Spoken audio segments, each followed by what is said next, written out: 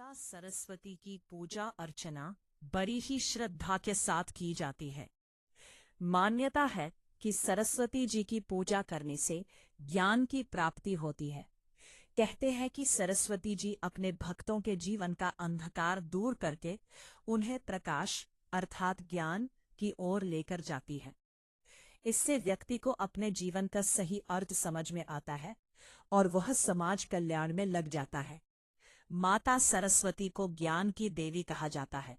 सरस्वती जी को विद्या, संगीत और बुद्धि की देवी भी कहा गया है। कहा जाता है कि सरस्वती जी के आशीर्वाद से समस्त संशयों का निवारण हो जाता है। सरस्वती जी की आराधना करने से सभी सिद्धियों की प्राप्ति होती है। माता सरस्वती को संगीत शास्त्र की अधिष्ठात्री देवी कहा गया है। ताल, स्वर, लय, राग रागिनी इत्यादि को इन्हीं की देन माना गया है। ऐसे में यह समझा जा सकता है कि सरस्वती जी का इस सृष्टि की खूबसूरती में कितना अहम योगदान है। सरस्वती जी का स्मरण कुल 7 प्रकार के सुरों से किया जा सकता है। इसी वजह से उन्हें स्वरात्मिका भी कहा गया है। मुताबिक सरस्वती जी से सप्तविध स्वरों का ज्ञान हासिल होता है, इसलिए उन्हें सरस्वती कहा जाता है। मां सरस्वती की उत्पत्ति श्री कल्लाजी वैदिक विश्वविद्यालय के ज्योतिष विभागाध्यक्ष डॉक्टर मृत्युंजय तिवारी बताते हैं कि मां सरस्वती ने ही इस सृष्टि को वाणी प्रदान की थी।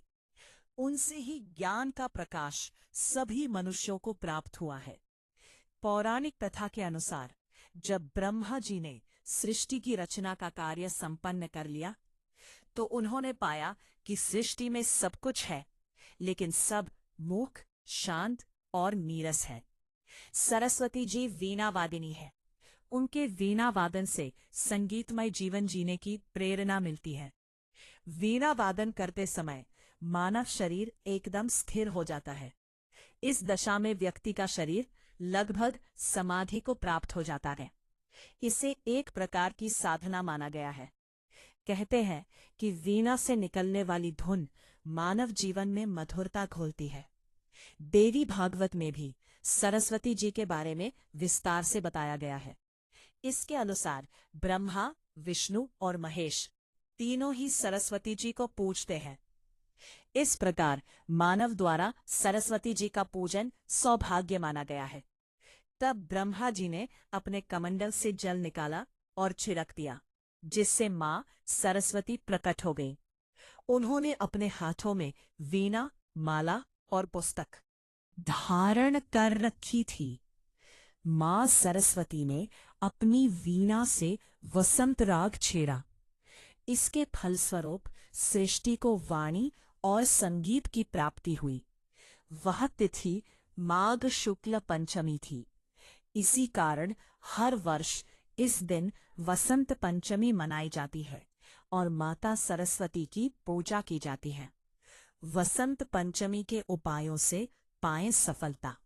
वसंत पंचमी के दिन आप मां सरस्वती को बूंदी, बेसन के लड्डू, केसर भात, पीले चावल, मालपुआ आदि का भोग लगा सकते हैं।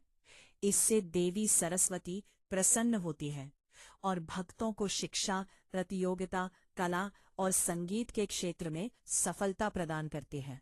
इस दिन पीले रंग के वस्त्र पहनने और गरीब बच्चों को कॉपी, किताब, पेन, पेंसिल आदि का दान करने से माता सरस्वती की कृपा प्राप्त होती है। वसंत पंचमी को सरस्वती पूजा करते समय देवी शारदा के चरणों में पेन, कॉपी, पेंसिल आदि रखना चाहिए। इससे कुंडली में बुध ग्रह दोष दूर होता है। बुध के मजबूत होने से बुद्धि और निर्णय क्षमता बेहतर होती है। यदि आपके बच्चे का पढ़ाई में मन नहीं लगता है तो वसंत पंचमी के दिन माता सरस्वती को हरे रंग के फल और पीले फूल अर्पित करें। इससे बुध ग्रह संतुलित होता है और समस्या दूर होती है। वसंत पंचमी पर ओम ऐं ह्रीं श्रीं क्लीं सरस्वत्यै नमः मंत्र का 108 बार जाप करने से उच्च शिक्षा में आने वाली समस्याएं दूर होती हैं। यह तिथि देवी सरस्वती का प्राकट्य दिवस है। इसलिए इस दिन सरस्वती जयंती और श्री पंचमी भी मनाई जाती है। सायन कुंभ में सूर्य के प्रवेश से वसंत ऋतु का आरंभ माना जाता है। इस दिन वसंत राग, प्रेमपूर्ण गीत और राग रागिनियों का गायन प्रारंभ होता है। 7 रागों में से पंचम स्वर वसंत राग में गायन किया जाता है। कामदेव, उनकी पत्नी रति और वसंत देव की भी पूजा होती है। खासकर बिहार, पश्चिम बंगाल और पूर्वांचल में यह पर्व बड़े उत्साह से मनाया जाता है। सरस्वती पूजा की भव्य तैयारियां की जाती हैं। एकाग्रता बढ़ाने के लिए इस दिन किताब में मोर पंख रखा जाता है। रात भर भक्ति संगीत के साथ अगले दिन सरस्वती की मूर्तियों का नदी में विसर्जन किया जाता है।